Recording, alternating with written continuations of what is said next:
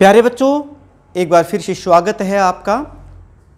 आज हम इस लेक्चर में 12वीं क्लास के साथ 10th क्लास दोनों ही इम्पोर्टेंट है। प्यारे बच्चों, पिछले लेक्चर में हमने पढ़ा था स्फेरिकल मिरर्स के बारे में, कुछ जर्नल डेफिनेशंस वगैरह हमने पढ़ ली थी। आज हम देखेंगे कि स्फेरिकल मिरर से यानी कि कॉनकेव और कॉन्वेक्स मिरर से किस तरह से इमेज बनती हैं।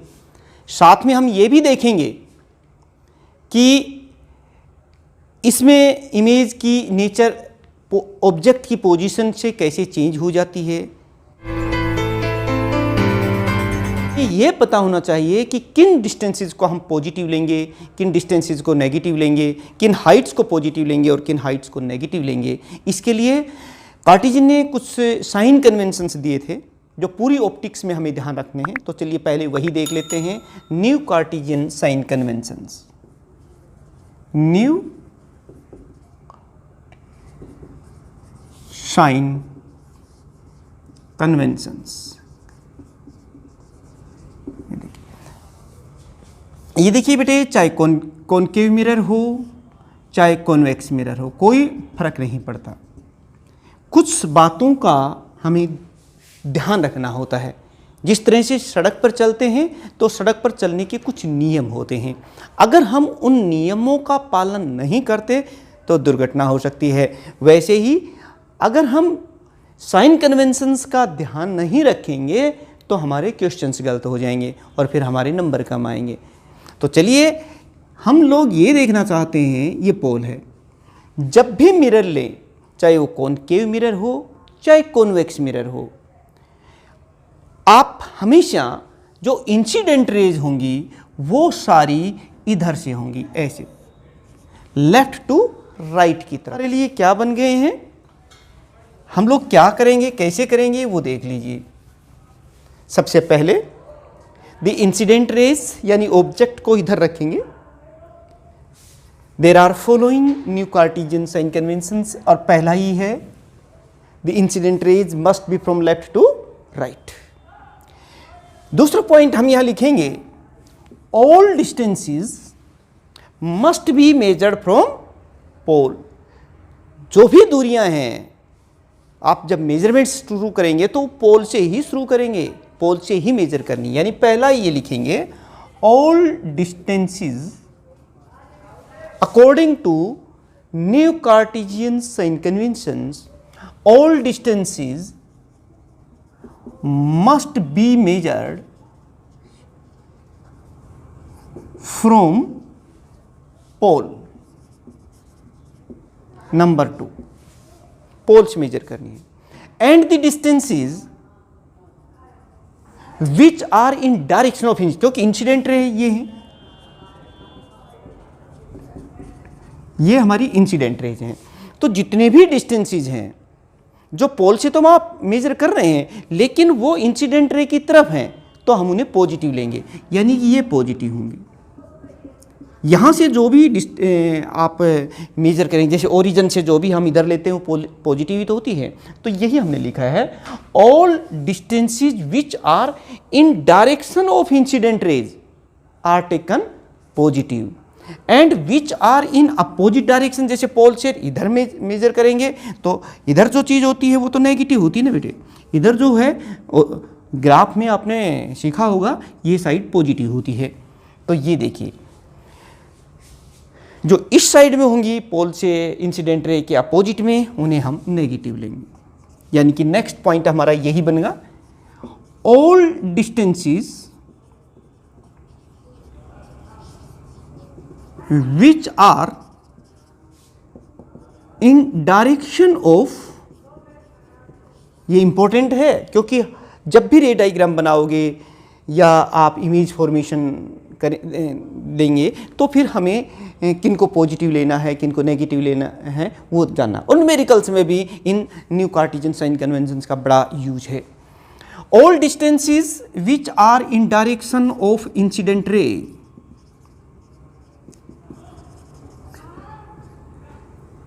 are taken positive and which are in opposite direction of the incident rays are taken negative, and which are in opposite direction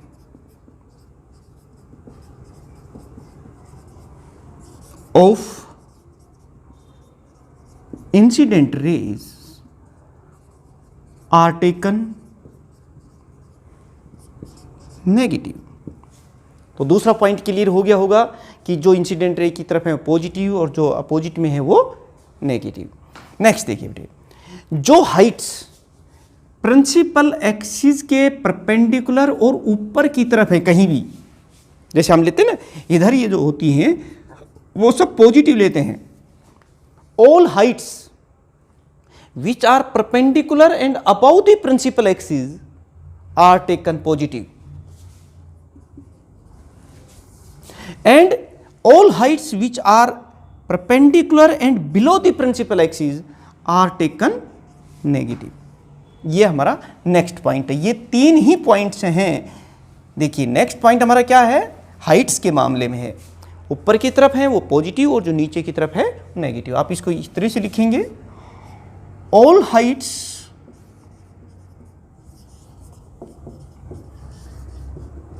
which are perpendicular and above the principal axis, which are perpendicular and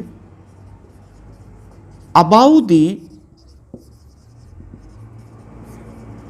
principal axis are taken positive, and which are perpendicular and below the principal axis and which are perpendicular and below the principal axis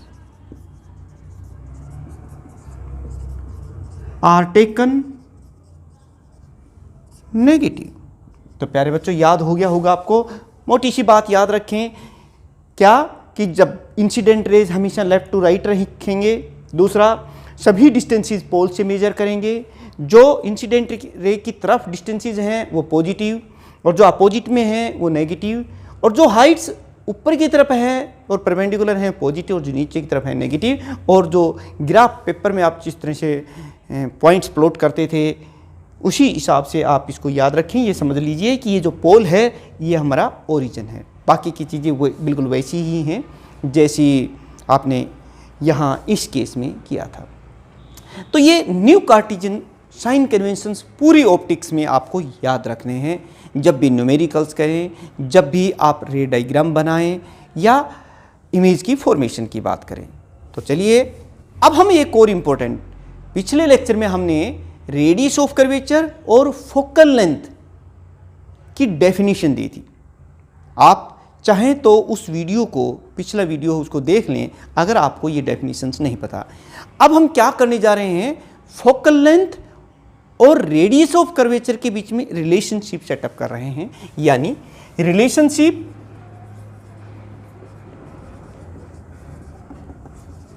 between focal length, जिसको हम हमेशा F से लिखते हैं, चलिए focal length F and radius of curvature, इन दोनों के बीच में हम रिलेशनशिप, चाहे कॉनकेव मिरर हो चाहे कॉन्वेक्स मिरर हो, जो रिजल्ट आएगा वो सेम आएगा। तो चलिए हम पहले कॉनकेव मिरर के लिए इस रिलेशनशिप को सेटअप करते हैं। फॉर कॉनकेव मिरर हम ये रिलेशनशिप देखना चाह रहे हैं, तो कैसे देखेंगे वो देख लीजिए, बहुत आसान है, मेरे साथ साथ आप डायग्राम बनाते रहिए। ये देखिए, ये हमने कॉनकेव मिरर ले लिया है, आप भी कॉनकेव मिरर बना दीजिए, और साथ में आप देख रहे हैं कि ये प्रिंसिपल एक्सिस है, ये पोल है, और अब देखिए ये सेंटर ऑफ कर्वेचर है, सी है। इस पॉइंट के ऊपर मान लो हम लाइट रे इंसिडेंट करना चाहते हैं तो यहाँ नॉर्मल ड्रा करना होगा, और आप जानते हैं नॉर्मल कैसे ड्रा करते हैं, इस पॉइंट से होता हुआ एक लाइट खींच दीजिए, ये दिस इज दी नॉर्मल। अब देखिए कि जब इंसिडेंट रे कोई भी, जैसे मान लो इस ऑब्जेक्ट से लाइट आ रही है और ये पैरेलल गई है ऐसे, तो ये फोकस पॉइंट पे ये पैरेलल लाइट है, ऑब्जेक्ट से आ रही है, ओ है, एंड और जैसे ये इस पे, तो this is the angle of incidence, क्योंकि ये नॉर्मल है और ये लाइट कहाँ जाएगी, ये यहाँ चली गई, ये देखिए, ये इस पॉइंट पे जाके मिल गई। इसको मैं m कह देता हूँ और यहाँ से एक परपेंडिकुलर ड्रा कर दीजिए बेटे n। आप जानते हैं ये क्या है, this is the angle of incidence, क्योंकि जो इंसिडेंट रे नॉर्मल के साथ एंगल बनाती है उसे हम एंगल ऑफ इंसिडेंस कहते हैं। और ये दूसरा क्या है, this is the angle of reflection, जहाँ रिफ्लेक्टेड रे नॉर्मल के साथ जो एंगल बनाती है उसे हम एंगल ऑफ रिफ्लेक्शन कहते हैं। आप देख रहे हैं। अब यहाँ से देखिए, इसको मैं थीटा एंगल कह देता हूँ और आप खुद देखेंगे कि यहाँ पर अब हम ये किसके बराबर है, ये देखिए दो पैरेलल लाइन है और ये इसको, तो ये अल्टरनेट एंगल हो गया, ये आई, तो ये थीटा ये आई के बराबर होगा। और हम जानते हैं आई किसके बराबर, तो लॉज ऑफ रिफ्लेक्शन के तहत आई और आर बराबर होते ही, तो ये थीटा है तो फिर ये भी थीटा है, तो फिर ये एंगल कितना हो जाएगा, ये 2 थीटा हो जाएगा। समझ गए होंगे, क्योंकि ये भी पैरेलल लाइन है और ये इसको इंटरसेक्ट कर रही है। इस तरीके से आप ये डायग्राम बना दीजिए। फिर देख लीजिए, ये according to laws of reflection ये आई इक्वल टू आर, मैंने आई को थीटा मान लिया है, तो ये थीटा है, तो ये दो पैरेलल लाइन है, तो फिर ये थीटा है, और ये आई और आर दोनों, तो ये क्योंकि ये दो पैरेलल लाइन है और ये इसको इंटरसेक्ट कर रही है, तो ये थीटा थीटा 2 थीटा, तो ये हो गया। ये डायग्राम आप बना लीजिए। किसके लिए कर रहे हैं हम relationship between focal length and radius of curvature के बीच में कर रहे हैं। तो make this ray diagram first, फिर क्या करेंगे, draw M N perpendicular on principal axis. Principal axis पर एम एन एक परपेंडिकुलर ड्रा कर दीजिए। हमने ड्रा कर दिया। अब बताइए, इन ट्राइंगल, एक ट्राइंगल आपको नजर आ रही है C M N, in triangle M, ये देखिए बेटे एम एन सी, इसमें M N C, what is the value of tangent theta इस ट्राइंगल में, आप बता सकते हैं। टेंजेंट थीटा किसके बराबर होता है, परपेंडिकुलर अपन बेस, और परपेंडिकुलर यहाँ है एम एन और बेस कितना है यहाँ पर एन सी, ये लिख दिया। और एक और ट्राइंगल हमारे पास यहाँ नजर आ रही है, in triangle M N F, in triangle M N F. अब बताइए what is the value of tangent two theta here, it is equal to, यहां से देखिए परपेंडिकुलर अपन बेस, परपेंडिकुलर कितना है एम एन और बेस कितना है एन एफ, ये लिख दिया हमने। ये इक्वेशन नंबर हमारे पास 2 आ गई है। एक चीज हम बात कर रहे हैं कि अगर ये अपर्चर बहुत कम है, यानी कि बहुत छोटा मिरर है, कॉनकेव मिरर, तो फिर ये जो इंसिडेंट है ये काफी क्लोज होगी, और उस केस में ये जो n है ये p के काफ़ी क्लोज हो जाएगा। ऐसा मैं क्यों कह रहा हूँ, क्योंकि हमने न्यू कार्टेशियन साइन कन्वेंशंस जब बता रहे थे तो ये बताया था कि सभी डिस्टेंसेज हमें पोल से मापनी है, लेकिन यहाँ पर देखिए ये डिस्टेंसेज n से हो रही हैं। खैर इसकी हम बात करते हैं। अपर्चर जब स्मॉल होगा तो ये थीटा भी काफ़ी कम होगा। Aperture means size of the mirror. हम लिखेंगे if aperture of mirror is small, अगर ये स्मॉल है तो फिर ये देखिए ये थीटा भी और 2 थीटा ये दोनों ही कम होंगे, और आप समझ सकते हैं तब जो tangent theta will be nearly equal to theta, क्योंकि जब थीटा 0 होता है टेंजेंट 0 की वैल्यू भी 0 ही होती है, तो दोनों लगभग बराबर हो जाते हैं। और ऐसे ही tangent 2 theta will be nearly equal to 2 theta, ये हो गए। अब बताइए कि ये इक्वेशंस अब हमारी क्या बन जाएंगी, क्योंकि टेंजेंट थीटा है ये थीटा के बराबर, तो हम इसको क्या कर लेंगे, this tangent theta equal to theta, तो हमने यहाँ थीटा कर दिया, और ये देखिए टेंजेंट 2 थीटा, ये हो गया। अब आप एक काम कर सकते हैं, इक्वेशन 1 से इक्वेशन 2 में थीटा की वैल्यू रख दीजिए। वी राइट हियर, यानी कि put the value of theta from equation 1 in equation 2, we write here 2 into M N by N C, ये देखिए बेटे मैंने M N by N C यहाँ पर इस थीटा के स्थान पर लिख दिया, 2 पहले से है, it is equal to M N divide by N F. ये देखिए एम एन से एम एन यहाँ कैंसिल हो गया है और यहाँ आप देख रहे हैं 2 by N C is equal to 1 by N F. यहाँ एक और पॉइंट इंपॉर्टेंट है, हमने क्या कहा था कि जब अपर्चर स्मॉल होगा तो ये एन पॉइंट कहाँ होगा, that will be nearly very very close to the pole. और हमें सारी डिस्टेंसेस कहाँ से मापनी है, पोल से, क्योंकि ये तो हमारी बाध्यता है न्यू कार्टेशियन साइन कन्वेंशन के मुताबिक हमें तमाम जो डिस्टेंसेस हैं वो कहाँ से मेजर करनी है, पोल से ही करनी है। इसलिए if aperture is small then this N F will be nearly equal to P F. ये देखिए ये एन एफ है तो ये जब क्लोज होगा तो पी एफ के लगभग बराबर हो जाएगा। और इसी तरीके से एन सी बताइए बेटे, एन सी क्या होगा, ये एन सी है, ये पी बहुत क्लोज है अपर्चर स्मॉल होने की वजह से, तो N C will be nearly equal to P C. तो दिस इक्वेशन नाउ बिकम्स, अब ये बताइए कि ये इक्वेशन हमारी क्या बन जाएगी, बताइए। यहाँ पर इसको आप साथ साथ में लिख दें क्योंकि हम इसको रब कर देते हैं स्पेस की कमी की वजह से, तो आप पहले ही अपने रजिस्टर में लिखते चले जाएं साथ साथ। तो अब बताइए क्या हो जाए, 2 डिवाइडेड बाई एन एफ, ये देखिए एन सी है ना यहाँ पर, और एन सी किसके बराबर है, पी सी, तो हम यहाँ पर पी सी लिख दिया बहुत ही आसानी से। ये देखिए it is equal to 1 by N F, 1 by N F किसके बराबर है, nearly equal to P F, हमने भी यहाँ पी एफ लिख दिया है।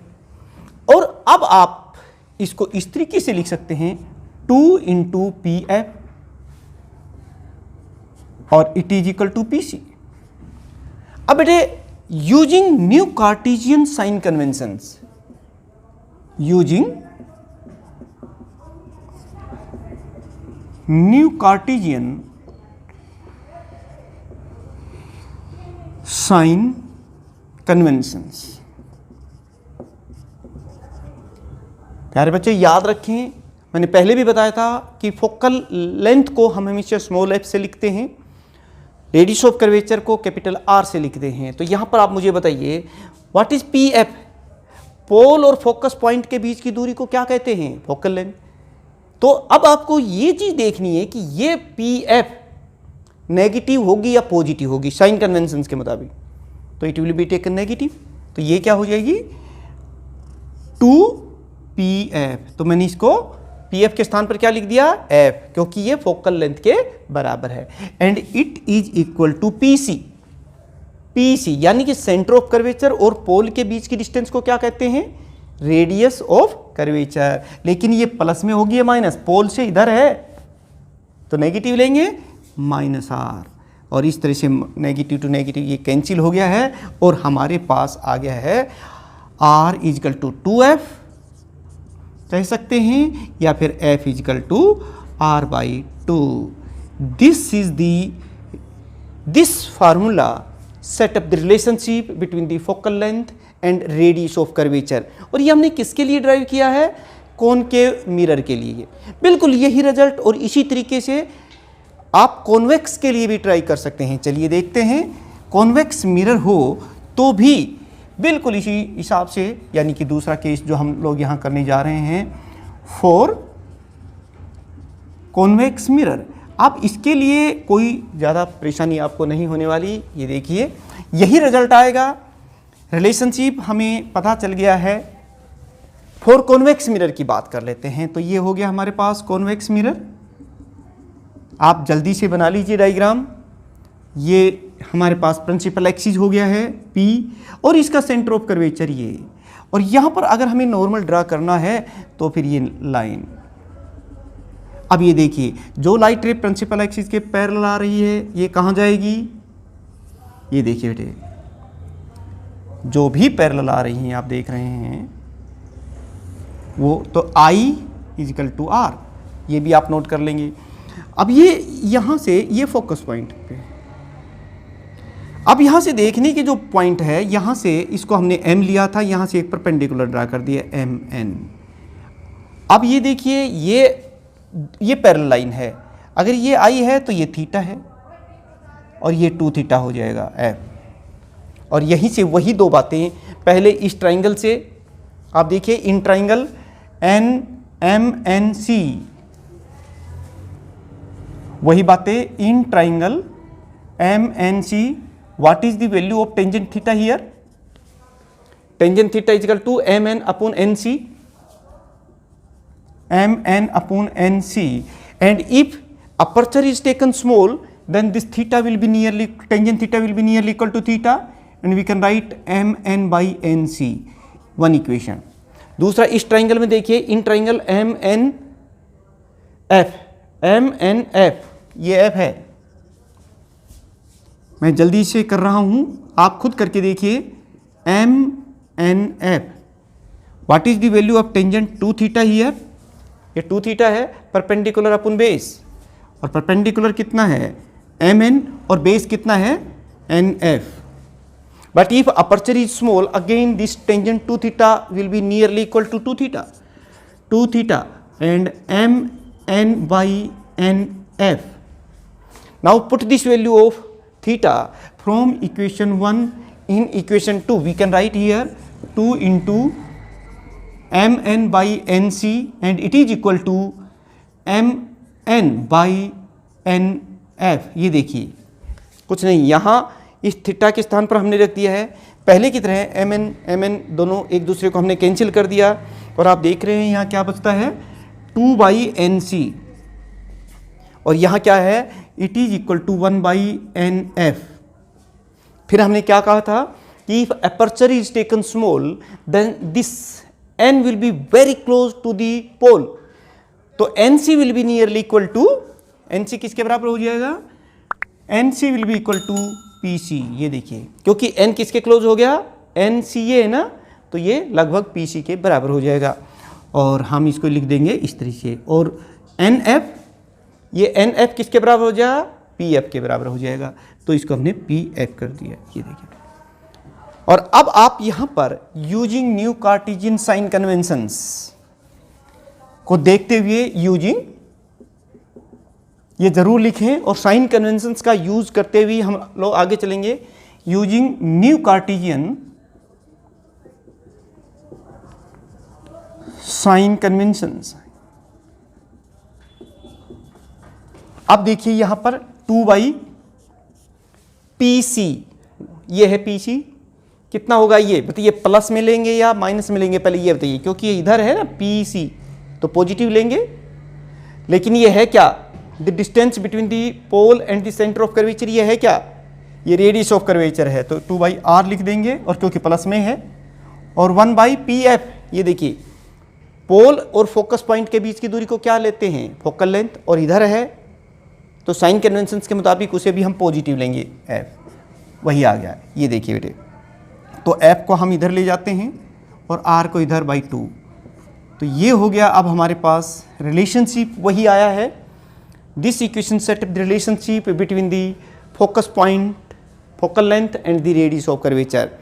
आप यहाँ देख सकते हैं कि ये जो फोकस पॉइंट है ये p और f के जस्ट सेंटर में लाई करता है. Focal length always remains half of the radius of curvature. तो इस तरीके से जब भी डायग्राम बनाएं स्फेरिकल मिरर्स का, चाहे कॉनकेव मिरर है या कॉन्वेक्स मिरर है, तो फोकस पॉइंट को हमेशा अप्रोक्सीमेटली P और C के बीच में ही रखें, और इस तरीके से आप इसको करेंगे. प्यारे बच्चों, चलिए देखते हैं कि इमेज स्फेरिकल मिरर से कैसे बनती हैं. Formation of the image by the spherical mirror. आप साथ साथ में इसको बनाते रहें, 1 बाय स्फेरिकल मिरर.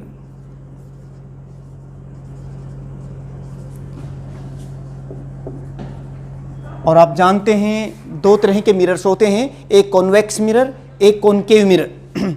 तो हम दोनों से ही देखेंगे किस किस टाइप की इमेज बनती हैं. सबसे पहले हम लेते हैं फोर या कॉनकेव मिरर. प्यारे बच्चों, कोई फर्क नहीं पड़ता कि ये प्लेन मिरर है, स्फेरिकल मिरर है, कॉन्वेक्स है या कॉनकेव है. मैंने आपको बताई थी कि इमेज बनती कैसे हैं, ऑब्जेक्ट ले लीजिए मिरर के सामने, जैसा भी मिरर कह रहा है, और वहां से 2 लाइट रेज कम से कम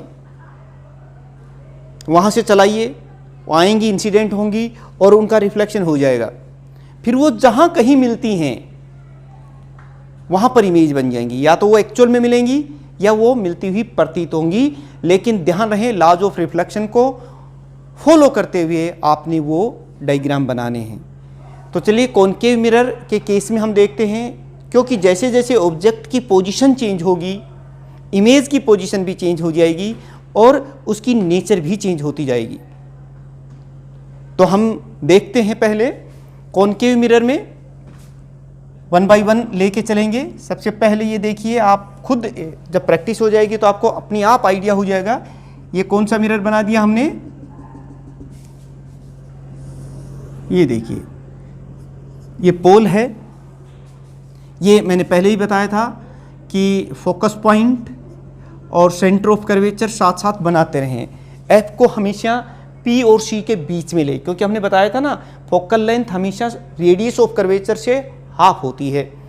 अब देखिए, 2 बातें यहां पर रखेंगे कि जो लाइट रेज पैरेलल आती हैं वो हमेशा कहां से गुजरती हैं, फोकस पॉइंट से पास होगी, ये नंबर याद रखना।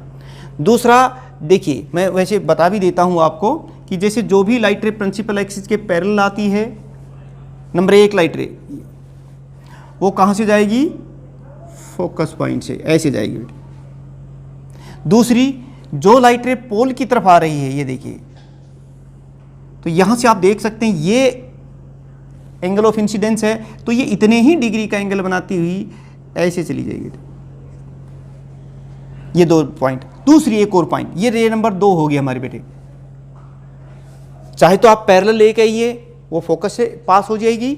दूसरी लाइट रे जो पोल से आती है वो उतना ही एंगल बनाती हुई आगे रिफ्लेक्ट हो जाती है। या फिर ये भी हो सकता है कि जैसे मान लो रे नंबर 3 में बात करता हूं यहां पर, कि ये देखिए जो फोकस पॉइंट से आएगी, ये देखिए रे नंबर 3, देखिए ये कहां जाएगी, ये पैरेलल जाएगी। ये देखिए लॉज ऑफ रिफ्लेक्शन को बनाते हुए, फॉलो करते हुए ये बिल्कुल इस प्रिंसिपल एक्सिस के पैरेलल चली जाएगी। एक और चीज यहां देख सकते हैं कि जो लाइट रे, ये देखिए इससे आ रही है, सेंटर ऑफ कर्वेचर से आ रही है, तो ये तो नॉर्मल हो गया ना, ये रे नंबर 4 हो गया हमारे पास। ये बिल्कुल इसी एंगल पर इसी से वापस चली जाएगी, क्योंकि ये नॉर्मल के साथ 0 डिग्री का एंगल बना रही है, तो 0 डिग्री एंगल बनाते हैं। यानी कि ये 4 लाइट रेज हमने यहाँ देखी, 1 2 3 4, इनमें से कोई 2 लाइट रेज का आप चुनाव कर सकते हैं। ऑब्जेक्ट को सामने रखना और इनमें से कोई 2 लाइट रेज जो सूटेबल हो वो चलाइए, रिफ्लेक्शन के बाद वहाँ से जाने दीजिए। कहाँ वो जा रही हैं वहीं जाने दीजिए, या तो वो कहीं एक्चुअल में मिल जाएंगी या फिर वो मिलती हुई प्रतीत होंगी।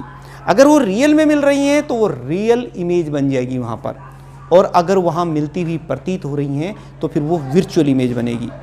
कोई बहुत मुश्किल नहीं है, जब आपको ये लाइट रेज का पता चल गया। चलिए 1 बाय 1 करके हम लोग देख लेते हैं इसको।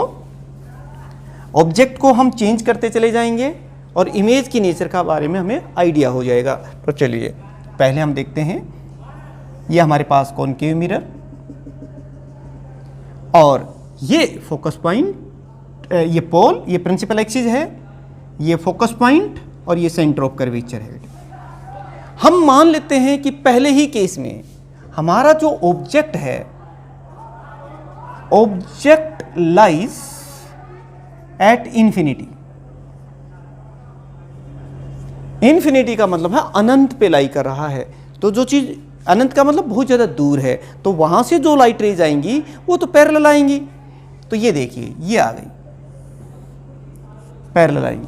कोई भी ऑब्जेक्ट जो इन्फिनिटी पर है वहां से लाइट रेज पैरेलल आती हैं बेटे, और जो पैरेलल हैं तो वो कहाँ मिलेंगी, ये देखिए जो भी हैं वो सारी फोकस पॉइंट पर मिल जाती हैं। तो इमेज कहाँ बनेगी, फोकस पॉइंट पर बनेगी। और कैसी होगी, क्योंकि एक्चुअल में ही जितनी भी लाइट रेज आ रही हैं इन्फिनिटी से वो सारी कहाँ मिलेंगी, फोकस पॉइंट पे मिलती हैं। तो इमेज कहाँ बनी, image form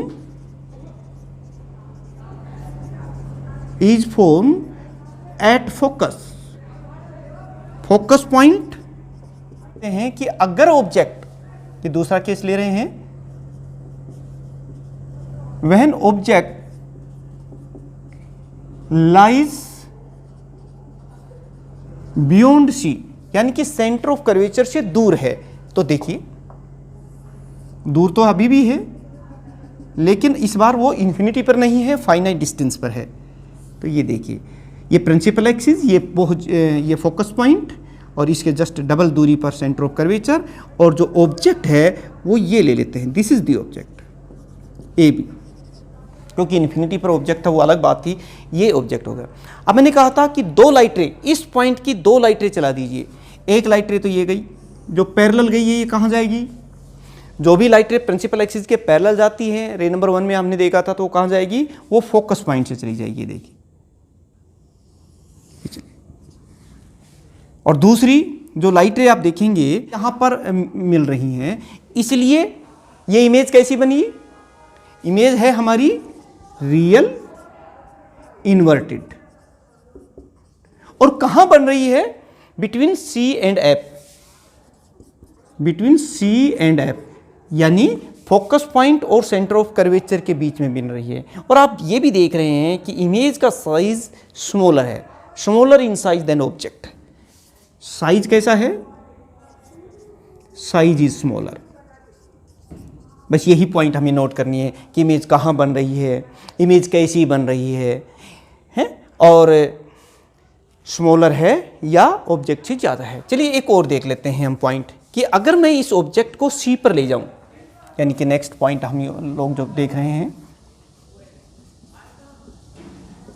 when object is eight सी, सी पर है, तो देखिए कैसे बनाएंगे आप।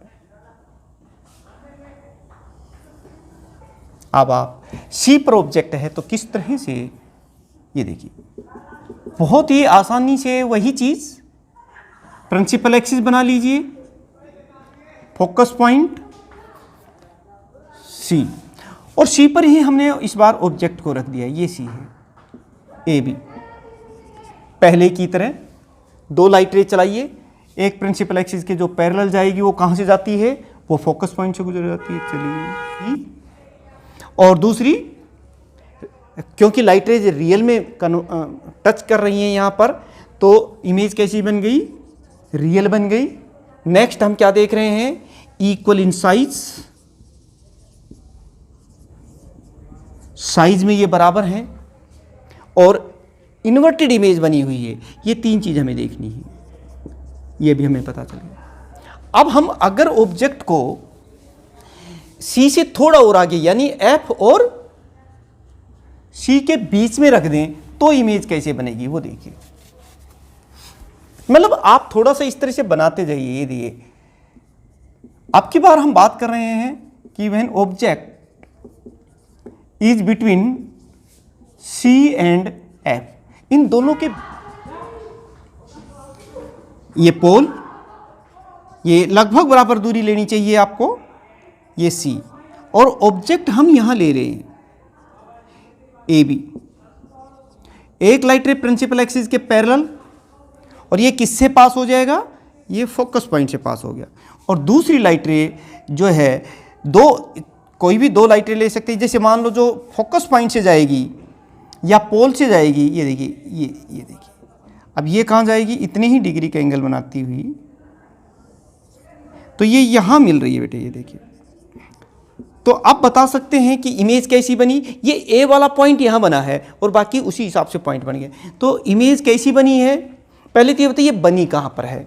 ये ऑब्जेक्ट है जो सी और एफ के बीच में रखा है, तो इमेज की इमेज कैसी बनी? अब इमेज के बारे में बताइए।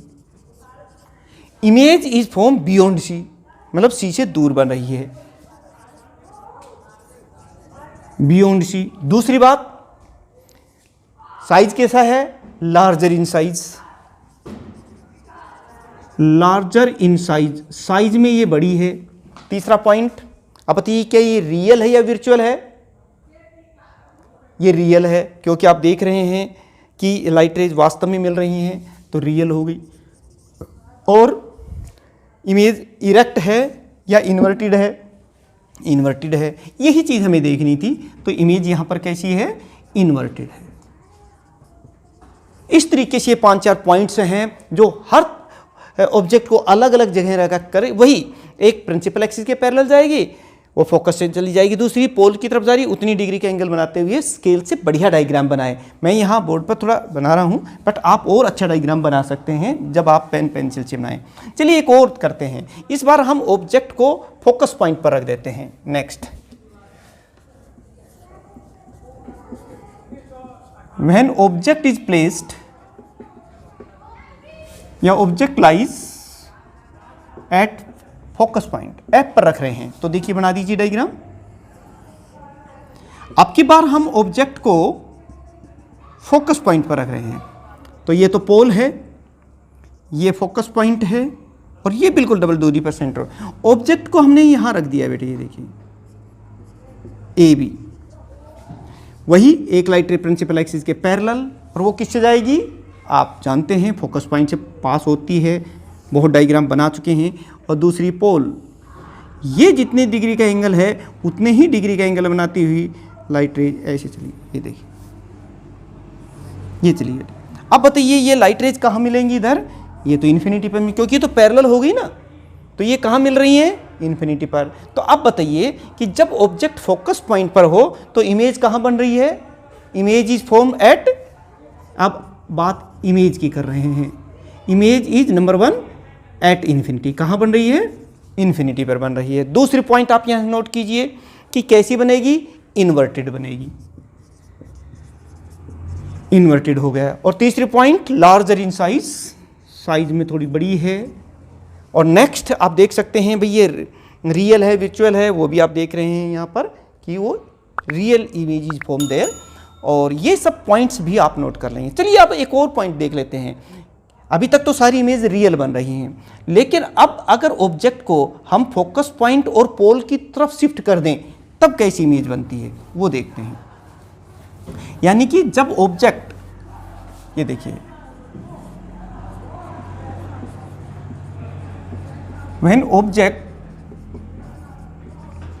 Lies between focus point and pole, यानी कि फोकस पॉइंट और पोल के बीच में जब ऑब्जेक्ट होगा तो इमेज कैसी, ये देखिए, ये कॉनकेव मिरर से ही इमेज की फॉर्मेशन हम लोग कर रहे हैं। आप बना बना करके ना थोड़ी सी प्रैक्टिस हो जाएगी, बात कुछ भी नहीं है, स्केल की सहायता से तो फ्री आप बनाइए। ये फोकस पॉइंट, ये हमारा सेंटर ऑफ कर्वेचर। इस बार हमने ऑब्जेक्ट को यहाँ रख दिया है, ये देखिए ए बी, एफ और पी के बीच में, तो वही एक लाइट रे जो प्रिंसिपल एक्सिस के पैरेलल जाएगी वो फोकस पॉइंट से चली जाएगी, और दूसरी ये देखिए कि जो पोल से जा रही है, ये देखिए काफ़ी बड़ा एंगल है ये, तो ये किधर जाएगी, इतने ही एंगल का बनाती हुई इधर चली गई। यहाँ आप देख रहे हैं यहाँ तो स्पेस बढ़ता जा रहा है, तो ये लाइट रेज कभी भी मिलने वाली नहीं है। इसका मतलब ये है कि इस बार रियल इमेज तो नहीं बनेगी। तो कैसी बनेगी देखते हैं, पीछे की तरफ कहीं बढ़ रही हो तो ये देखिए पीछे की तरफ हमने इसको बढ़ा दिया है, और ये देखिए जहाँ भी ये लाइटें आपस में मिल रही हैं वहाँ पर इमेज बन जाएगी। तो ये कैसी इमेज बन गई। अब इमेज के बारे में आप बताएंगे। इमेज इज नंबर 1, बताइए कैसी है। सबसे पहली बात तो इरेक्ट है। देखिए जैसे ऑब्जेक्ट है ना हमारा, वैसे ही इमेज है। तो इमेज कैसी बन रही है, इरेक्ट बन रही है, ये बात पता चल गई हमें। दूसरी कहाँ बन रही है, मिरर से पीछे बन रही है, यानी बिहाइंड दी मिरर बन रही है, जैसे मिरर के पीछे की साइड, बिहाइंड मिरर। चलिए बिहाइंड मिरर, ये भी हमें पता चल गया। और तीसरा पॉइंट क्या देखा आपने, इमेज रियल है या विर्चुअल है, क्योंकि रियल में तो ये कहीं मिल नहीं रही है, तो इमेज इज विर्चुअल, विर्चुअल इमेज बन रही है। और साइज में देख लीजिए, साइज कितना है, बड़ी इमेज बन रही है, यानी कि एनलार्ज इमेज बन रही है, लार्जर इन साइज बन रही है। वो बात भी आप नोट करते हैं, लार्जर इन साइज, साइज में ज़्यादा है। तो इस तरीके से आपने देखा कि कॉनकेव मिरर से जो इमेज बनती है, जब ऑब्जेक्ट फोकस पॉइंट से दूर रहता है तो इमेज रियल बनती है। जब ऑब्जेक्ट फोकस पॉइंट और पोल के बीच में आ जाता है तो उसकी इमेज जो है वो वर्चुअल बनती है, ये याद रखना। यानी कि कॉनकेव मिरर से real as well as virtual image बनती हैं, smaller as well as larger in size than object भी बनती हैं। डिपेंड करता है कि आपने ऑब्जेक्ट की पोजीशन कहाँ रखी है। तो प्यारे बच्चों, ये तो देखा आपने कॉनकेव मिरर के केस में, और अब हम देखते हैं कि कॉन्वेक्स मिरर से इमेज कैसे बनती है। यहां से अब हम कॉन्वेक्स मिरर की बात कर लेते हैं। मान लीजिए कोई बात नहीं, पहले की तरह, क्योंकि नियम वही है, चाहे कॉनकेव मिरर हो चाहे कॉन्वेक्स मिरर हो। इस बार हमने कॉन्वेक्स मिरर बना दिया है। ये हमारा प्रिंसिपल एक्सिस है, ये फोकस पॉइंट पोल है, ये यहाँ पर ये फोकस पॉइंट हो जाएगा, और ये सेंटर ऑफ कर्वेचर। अब देखिए, जो लाइट रेज कहीं भी हो, नियर हो, कहीं भी हो, तो ये देखिए कि जो लाइट रेज प्रिंसिपल एक्सिस के पैरेलल आती हैं, वो कहाँ जाती हैं बेटे? ये पैरेलल वाली कहाँ से जाती है? ये डाइवर्जिंग मिरर है ना, तो ये देखिए, ये ऐसा लगेगा कि ये फोकस पॉइंट से आ रही हैं, आफ्टर रिफ्लेक्शन ऐसे चलेगी। और दूसरा लाइट रेज, हमने ऑब्जेक्ट को यहाँ रखा है, ये देखिए, दिस इज दी ऑब्जेक्ट, कहीं भी रख रहे हैं आप। दूसरी बात देखिए कि एक लाइट रे पोल की तरफ जा रही है, ये कहाँ जाएगी? इतने ही डिग्री का एंगल बनाती हुई इधर चली जाएगी, ये चली। अब बताइए, ये लाइट रे इधर गई है और ये इधर गई है, क्या ये कहीं आपस में मिलेंगी? इधर तो नहीं मिलेंगी कहीं भी। इसलिए हम देखते हैं कहीं पीछे की तरफ मिल रही हो, तो ये देखिए, बिल्कुल ये यहाँ पर मिल गई बेटे। ये जहाँ मिल रही हैं, ये इसकी यहाँ इमेज बनी है। कैसी इमेज है? क्योंकि रियल में तो नहीं मिल रही हैं, तो फिर कैसी इमेज होगी? ये वर्चुअल इमेज हो गई। और तो आप इमेज के बारे में रख दीजिए। अच्छा, इससे एक इमेज इज, सबसे पहला पॉइंट तो ये है कि ऑब्जेक्ट को आप चाहे कहीं पर भी रखें, इमेज हमेशा P और F के बीच में ही रखेगी, चाहे आप ट्राई कर लीजिएगा। हाँ, जैसे जैसे देखिए आप ऑब्जेक्ट को और नज़दीक लेके जा रहे हैं, जैसे थोड़ा और नज़दीक हम यहाँ से लेके जाएंगे, तो इमेज जो है वो थोड़ी बहुत शिफ्ट होएगी, लेकिन रहेगी P और F के बीच में ही। तो आपने क्या नोट किया यहाँ पर कि ऑब्जेक्ट कहीं पर भी हो, आपने देखा होगा कि रियर व्यू व्हीकल्स में जो रियर व्यू मिरर होता है ड्राइवर सीट के पास, जो पीछे के व्हीकल्स को देखें, उस पर कॉन्वेक्स मिरर होता है। ऑब्जेक्ट चाहे कितनी भी दूर हो, जो व्हीकल आ रहा है, गाड़ी आ रही है, काफ़ी दूर होती है, फिर भी वो हमें नज़दीक दिखाई देती है, क्योंकि मिरर के अंदर ही इमेज कहाँ बन रही है? P और F के बीच में ही बन रही है। तो इमेज कैसी बन गई? नंबर 1 आप देख रहे हैं, वर्चुअल है। दूसरा पॉइंट नोट किया आपने कि smaller in size, smaller in size than object, object के साइज से छोटी बनती है। जैसे ना ट्रक या गाड़ियाँ बहुत बड़ी होती हैं, लेकिन मिरर में छोटी दिखाई देती है। नंबर 3, कैसी इमेज है ये? जैसा ऑब्जेक्ट है वैसी ही इमेज है। इसका मतलब ये कैसी इमेज हो गई? इरेक्ट इमेज हो गई, ये भी हमें पता चल गया। चौथा पॉइंट आप बताइए मुझे कि इमेज बन कहाँ रही है? Image is form between P and F, ये पॉइंट नोट कीजिए। तो प्यारे बच्चों, आपने देखा कि ऑब्जेक्ट चाहे कॉन्वेक्स मिरर्स में कहीं पर भी हो, साइज में और थोड़ी सी पोजीशन में वेरिएशन आ सकता है P और F के बीच में, बट बहुत ज़्यादा परिवर्तन इसमें नहीं आ रहा है। इमेज हमेशा वर्चुअल ही बनती है, स्मॉलर बनती है, P और F के बीच में ही बनती है। इससे कोई फर्क नहीं पड़ता कि ऑब्जेक्ट कहाँ पर है। तो लेकिन कॉनकेव के केस में हमने देखा था कि इमेज की पोजीशंस के साथ साथ जो ऑब्जेक्ट की पोजीशन बदलती है, तो इमेज की पोजीशन भी बदल जाती है और उसकी नेचर भी बदल जाती है। उससे रियल और वर्चुअल, यानी कि कॉनकेव मिरर से रियल और वर्चुअल दोनों टाइप की इमेज बनती हैं, जबकि कॉन्वेक्स मिरर से सिर्फ वर्चुअल इमेज ही बनती हैं। और इसी तरीके से आप लोग ये भी देख सकते हैं कि इनके यूज भी होते हैं कि what are the uses of concave and convex mirror. इसी तरीके से जैसे इनकी इमेज बन रही हैं, इन्हीं के आधार पर इनके यूजेस भी होते हैं बेटे। जैसे कॉनकेव मिरर आप बता सकते हैं, कहीं देखे हो आपने कॉनकेव मिरर कहाँ कहाँ यूज होते हैं? Concave mirror are use in search lights में यूज होता है, टॉर्च में यूज होता है, गाड़ियों की जो हेडलाइट्स होती हैं उसके अंदर की तरफ जो है वो भी कॉनकेव मिरर होते हैं। आप समझ सकते हैं जब डिपर का प्रयोग करते हैं तो उसमें क्या होता है, दो बल्ब होते हैं, एक फोकस पॉइंट पर होता है, एक थोड़ा पीछे होता है। और जब फोकस पॉइंट वाला बल्ब ऑन होता है तो आप जानते हैं वहाँ से जितनी भी लाइटें पैरेलल जाती हैं तो सड़क पर वो रोड पर दूर तक जाती हैं। तो रोड व्हीकल्स की हेडलाइट्स में यूज होता है, टॉर्च में यूज हो रहा है, सर्च लाइट्स में यूज इसका हो रहा है। दूसरा, डॉक्टर्स इसका यूज करते हैं, ENT डॉक्टर्स जो होते हैं वो भी यूज करते हैं, डेंटिस्ट यूज करते हैं। आपने देखा होगा कि जब दांतों पर एक पर्टिकुलर पॉइंट पर लाइट डालनी हो, ज़्यादा लाइट डालनी हो तो वो कॉनकेव मिरर यूज करते हैं डॉक्टर्स के द्वारा। तीसरा पॉइंट से है शेविंग पर्पज़ के लिए।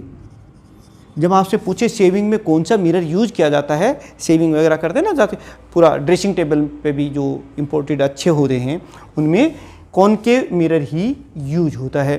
प्यारे बच्चों, इसी तरीके से ये बहुत ज़्यादा, जैसे जो हमारे टेलीस्कोप्स होते हैं उनमें भी कॉनकेव मिरर यूज होता है एज एन ऑब्जेक्टिव मिरर के रूप में, जो आगे चल के आप लोग पढ़ेंगे। तो ये तमाम छोटी छोटी चीज़ें हैं। कई बार पूछ लें what are the uses of concave mirror या फिर कॉन्वेक्स मिरर। कॉन्वेक्स मिरर का कहाँ यूज होता है? तो प्यारे बच्चों, ये कॉन्वेक्स जो मिरर है ये आमतौर पर रिफ्लेक्टर्स है। जैसे आपने कई बार हिल स्टेशंस पे गए हैं तो जो टर्न्स आती हैं वहाँ पर कॉन्वेक्स मिरर लगा देते हैं ताकि वो व्हीकल्स का पता चल जाता है वहाँ पर। और it is used as a rear view vehicles for the driver of the vehicles, यानी कि जो ड्राइवर्स होते हैं उनको पीछे के व्हीकल्स देखने के लिए भी कॉन्वेक्स मिरर यूज होता है। या स्ट्रीट लाइट्स में भी आपने देखा होगा कि जो बीच में लाइट को, क्योंकि हमें स्प्रेडिंग करना होता है, फैलाना होता है, तो वहाँ पर भी कॉन्वेक्स मिरर ही यूज हो जाता है, जैसे इस तरह से है। और यहाँ पर अगर हम बल्ब लगा देते हैं तो यहाँ से जब लाइट आएगी तो ये इसको डाइवर्ज कर देता है और पूरे उस पर। तो इन स्ट्रीट लाइट्स में भी कॉन्वेक्स मिरर यूज होता है। तो आप इस तरीके से अगर कोई क्वेश्चन पूछता है कि what are the uses of the concave and convex mirror, तो वो आप लिखेंगे। तो प्यारे बच्चों, आज आपने बेसिक जानकारी ली कि न्यू कार्टेशियन साइन कन्वेंशंस क्या होते हैं, बहुत ज़रूरी है, पूरी ऑप्टिक्स में काम आने वाली चीज़ थी। दूसरा, आपने देखा कि रेडियस ऑफ कर्वेचर और फोकल लेंथ के बीच में रिलेशन क्या होता है। और सबसे इंपॉर्टेंट पॉइंट्स कि डिफरेंट टाइप की जो इमेजेस होती हैं कॉनकेव मिरर और कॉन्वेक्स मिरर के मामले में। और फिर लास्ट में हमने देखे what are the use of the mirrors, चाहे कॉनकेव है चाहे कॉन्वेक्स है। आज के इस वीडियो में इतना ही। आज का ये लेक्चर हमारा लेंदी हो जाएगा। नेक्स्ट जो लेक्चर है वो बहुत इम्पोर्टेंट रहने वाला है, जिसमें हम बात करेंगे कि मिरर फार्मूला क्या होता है, उसके साथ साथ में चाहे लीनियर मैग्नीफिकेशन के बारे में बात करेंगे, कुछ न्यूमेरिकल्स करेंगे और मिरर से संबंधित, मिरर फार्मूले से संबंधित। तो प्यारे बच्चों, तैयार रहिएगा नेक्स्ट लेक्चर के लिए। ये जो बेसिक पॉइंट्स आज आपको बताई हैं, समझाई हैं, उनको बहुत अच्छी तरीके से आप कर लीजिएगा। आज के लेक्चर में इतना ही।